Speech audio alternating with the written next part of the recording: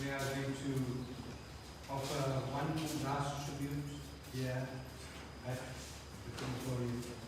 But just before that, maybe we should have some sort of discourse on who our mother is, who we are sending off today, and especially for our young generation. The soul says to us, Na tato na mata, na bundro na data, na putro na putri, na mrityo na brata, na jaya na vidya, na vidya meva, gatishvam gatishvam tvameka. A Sanskrit sloka where Telugu is derived directly from Sanskrit. It says, the soul talking to us, the Atma talking to us and saying to us, I have no father, I have no mother, I have no relative, I have no giver, I have no son, I have no daughter, I have no servant, I have no master, I have no wife, I have no husband.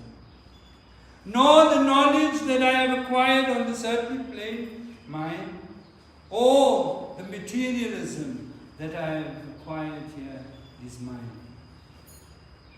Thou art my refuge, O God, because all those things that I have acquired through this vessel, I leave behind here on this earthly plane. That is the soul talking to us. But we send off a mom, a mother, a granny, a great-granny. And this loving mom that is lying in state gave us a foundation where many a time we rose in the ranks of our statuses in our lives on this earthly plane, in this worldly plane. And many a time we got to that point where we are full of desire, we are full of greed and pride. We are entangled in this worldly samsara, worldly happenings. And when that happens, many a time, because we climb the ladder, we're full of desire, we got everything in life, and we think we're there on the top. And when something happens, when we fall, those people that propped us up there to get us up to that point are no more there to cushion that fall. There is only one person in this world that will help you and sit and listen to you and give you advice, and that is your mother. You may not know charity, you may not know yoga, you may not know meditation, you may not know how to worship, you may not know any God, but every morning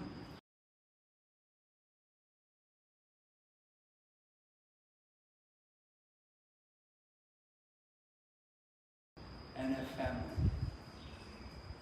Doesn't pray for herself, she prays for her family, for her children. You may not know holy places, you may not know what liberation is, you may not know what devotion is, You may not know how to perform vrats, perform prayers, fasts. You may not do all that. But your mother, on behalf of all her family, of all her children, she performs them. Often we get into evil association with evil intellect.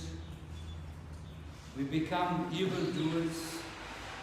We become evil servants. We are devoid of the right conduct and we engage in evil actions. Sometimes we even talk evil sentences to our very mothers. You may not know that, but come to the community I serve and we see it every day, where mothers get abused. And today, we want to bring this out. And sometimes we even talk evil sentences to our mothers. But when we are in trouble, the only place and the only one that will accept you, although you have done bad, although you have spoken evil sentences to your mom, you may have abused her, but she is the only one that will accept you, that will sit and bring you together and try to remove you from these evil beliefs. You may not know Vishnu, Shiva, Indra, sun, moon. You may not know any God. But Ma gets up every morning, that dawn of a new day, and she prays for her children. In dispute, misery, you may be in foreign land, you may be on water, you may be in the mountains, in the midst of enemies,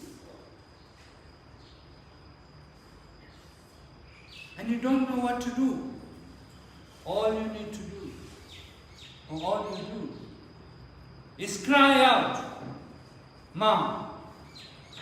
When you cry out, Ma, that vibration, your mother listens to. She feels that vibration. She knows her child is in trouble. And she sends a protective shield to shield the child. That is who a mother is. You may be supportless. You may be destitute. You may be afflicted with old age and disease. You may be feeling miserable, sunk in mishaps, and you lost forever. But when you have a mum like this, a mum that has reached that ripe old age,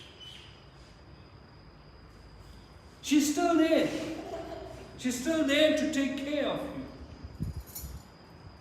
Although you may be full of disease, cannot take care of yourself, do not have anything, you're destitute, your mommy is still there to take care of you. You are all very, very blessed to have a mom that has set such a strong foundation that foundation will never crack. My prem namaskaras to all of you. I'm now going to call on Shane, Ma's grandson, to offer tribute.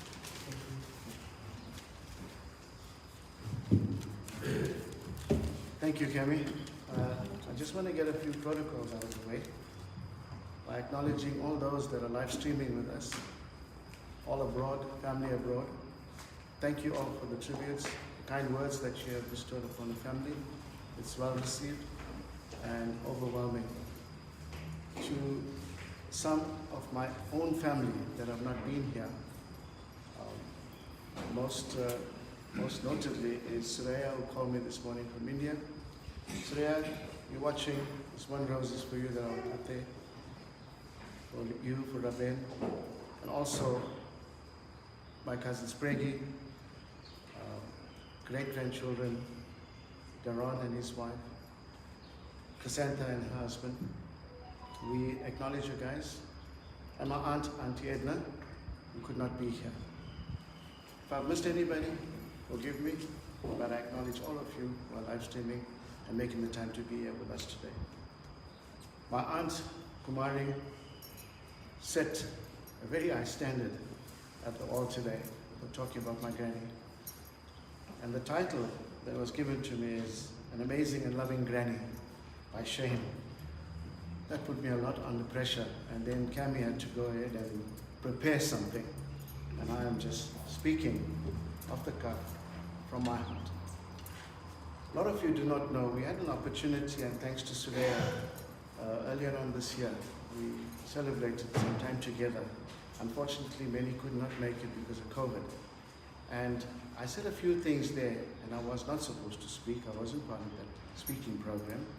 But how do we qualify and quantify our dear granny? Firstly, I want to say I'm only standing here today because she gave birth to the first child, my mother, and that's the reason why I'm standing here today. But most notably, she gave birth to a 10th child. And just before that, her first grandchild was born 7 months earlier. And her 10th child, Kumari, was born in that same year. Now that makes her a legend. That's who I call a legend. One of the main lessons that we should be learning and taking from her, lots of us complain about old age, I'm growing old. Let me please advise you guys, ladies and gentlemen, and those live streaming.